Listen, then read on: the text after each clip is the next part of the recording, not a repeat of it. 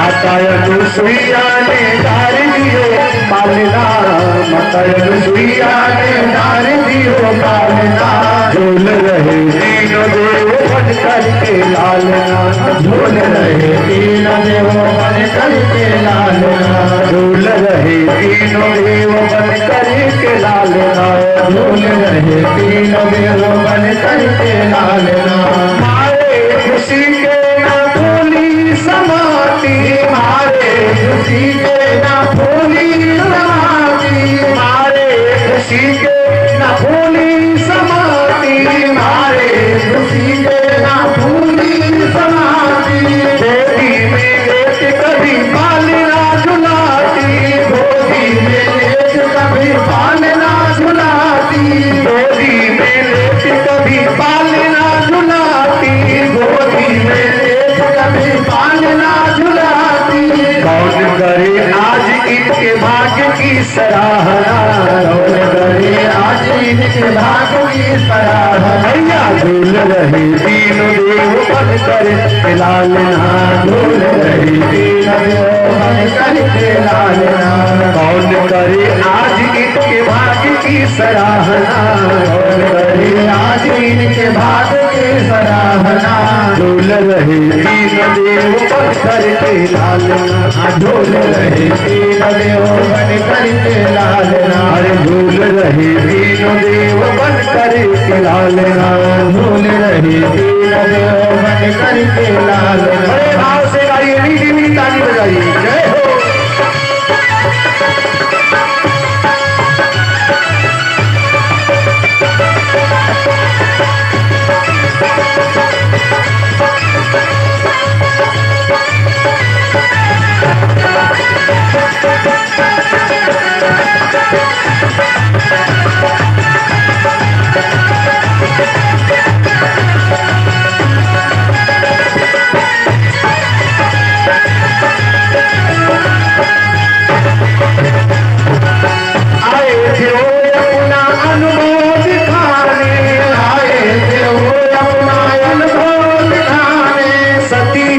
सामने वो सब कुछ भुलाने, सती जी के सामने वो सब कुछ भुलाने आए थे वो अपना अनुभव दिखाने, आए थे वो अपना अनुभव दिखाने। सती जी के सामने वो सब कुछ भुलाने, सती जी के सामने वो सब कुछ भुलाने।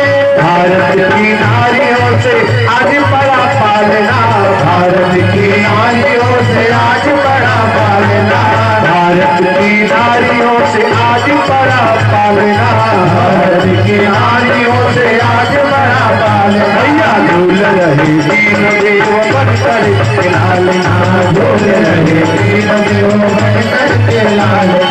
माता अनुसुईया ने कर दियो पालना, अनुसुईया ने कर दियो पालना।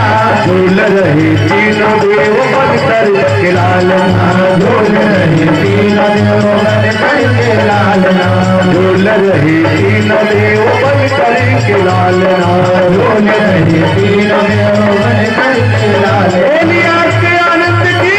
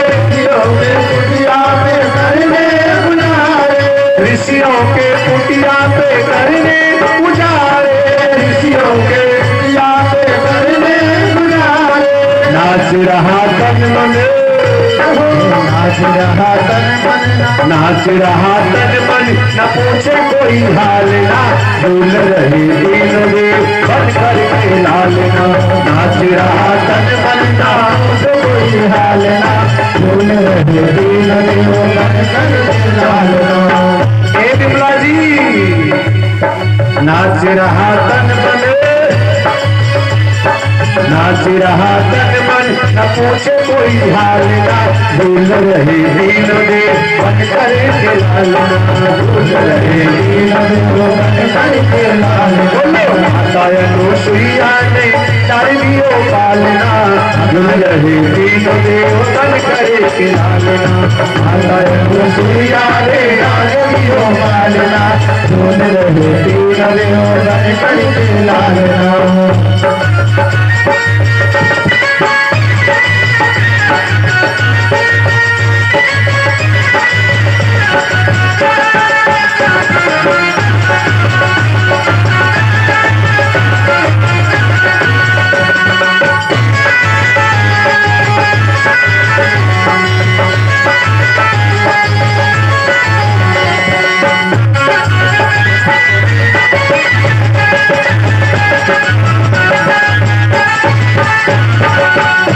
अनुसुईया ने डाल दियो पालना, झूल रहे दीन देव बन कर के लाल ना, माता अनुसुईया ने डाल दियो पालना, झूल रहे दीन देव बन कर के लाल ना, झूल रहे दीन देव बन कर के लाल ना, झूल रहे दीन देव बन कर के लाल ना, झूल रहे दीन देव बन कर के लाल ना, झूल रहे दीन देव बन कर।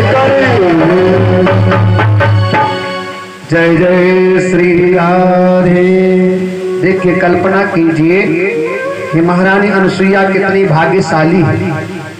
3 देवताज बालक बनकर आए, जिसमें ब्रह्मा जी भी हैं, विष्णु भगवान भी हैं और महादेव भी हैं। कौशल्या मैया को भी ये सौभाग्य प्राप्त हुआ, लेकिन वहां केवल विष्णु ही अकेले राम बनकर आए, बेटा बनकर विष्णु अकेले राम के रूप में आए। देवकी मैया को भी सौभाग्य मिला, लेकिन वहां भी नारायण केवल अकेले ही कृष्ण बनकर आए। लेकिन भारतीय संस्कृति में, सनातन पद्धति में, एक माँ भगवान को कैसे बालक बना लेती है, एक माँ कैसे परमात्मा को बालक बनाती है, ये सनातन ही ऐसा कर सकता है। ये सनातन संस्कृति में ही संभव है कि भगवान को बालक बनना पड़ता है। तीनों देवता बालक बन गए। अब मैया नित्य प्रति इनको स्नान कराती हैं, काजल लगाती हैं, चंदन लगाती हैं, श्रृंगार करती हैं, स्वयं के हाथों से वस्त्र बना करके और इनको वस्त्र पहनाती है। फिर भगवान को सुलाती हैं, दुलार करती हैं, उनके साथ बालकों की तरह व्यवहार करती हैं। अत्रि ने पूछा, ये कौन है? अनुसुईया मैया ने कहा, बस अपना ही बच्चा समझो, अपना ही बालक। कौन कहता है कि दीदार नहीं होता है? आदमी खुद ही तलबगार नहीं होता है। अगर कुछ पाना है तो प्रहलाद बनो तुम पहले, ऐसे नरसिंह का अवतार नहीं होता है।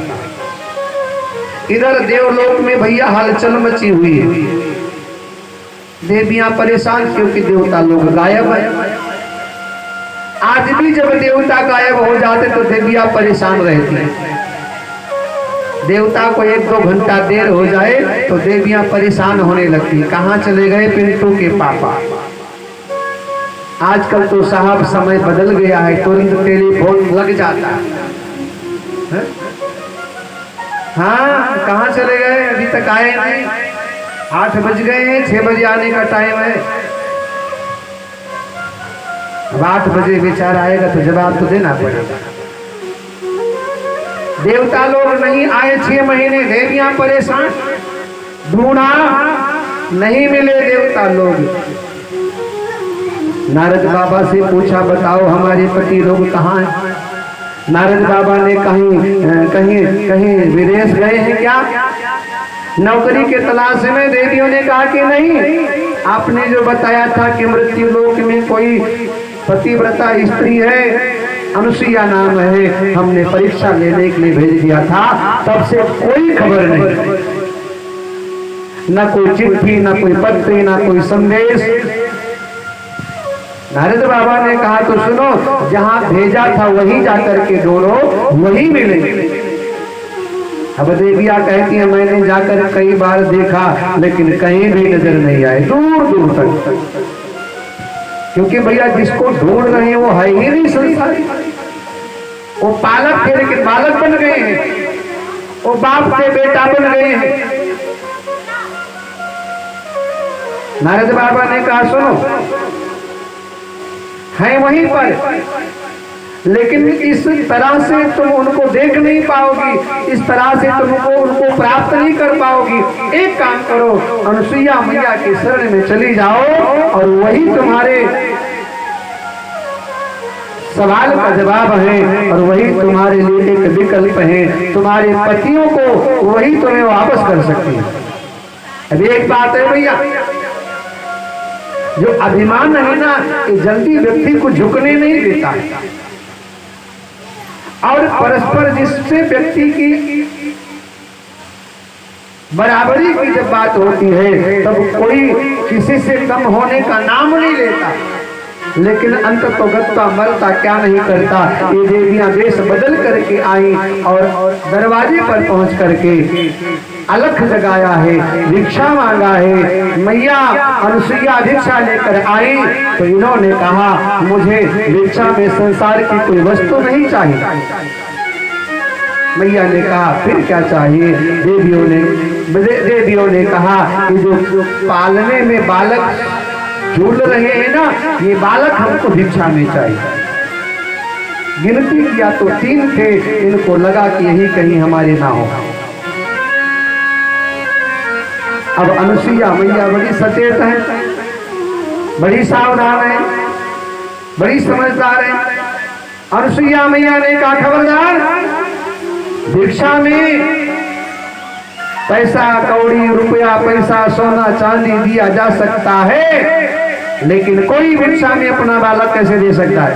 खबरदार, ये हमारे बच्चे हैं, इनको मैं तुम्हें भिक्षा में दे दूंगी।